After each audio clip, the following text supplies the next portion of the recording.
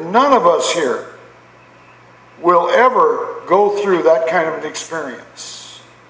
If you're in one of those stages today, let me urge you to turn from that sin and to confess it, because God forbid it would ever be so for any of us. Sin is never static, that's what I'm trying to say.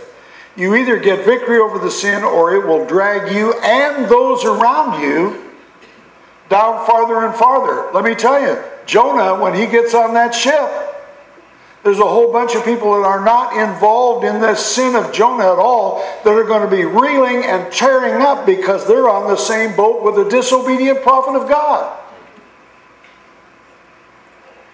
Some families today are going through heck because of a Jonah dad or a Jonah mother or a Jonah teenager.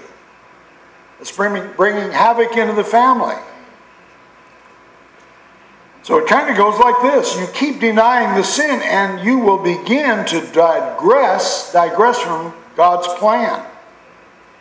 As you continue to digress, it's going to bring depression in your life, because sin begets that sort of thing, that frustration. Unable to handle the depression, I'm going to look for a diversion, something to bring a little happiness into my life. That's where people get into drugs and alcohol a lot of times. I began to look for more and more. I began to look more and more to these escapes until they become obsessions and compulsions, and that degenerates into a life of addictive behavior.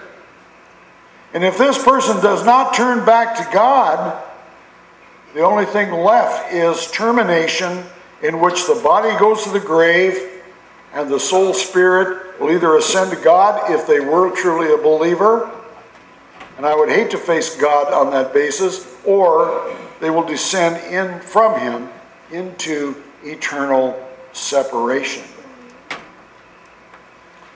Jonah went down to Joppa and paid the fare.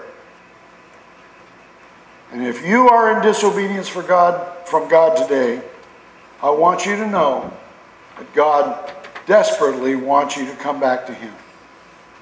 And even if you can sit here and look at me this morning in church, you're here, I want to remind you that not everybody that is running from God doesn't go to church. Sometimes we continue to go to church, but we miss the blessing of a close walk with God. Let's pray together.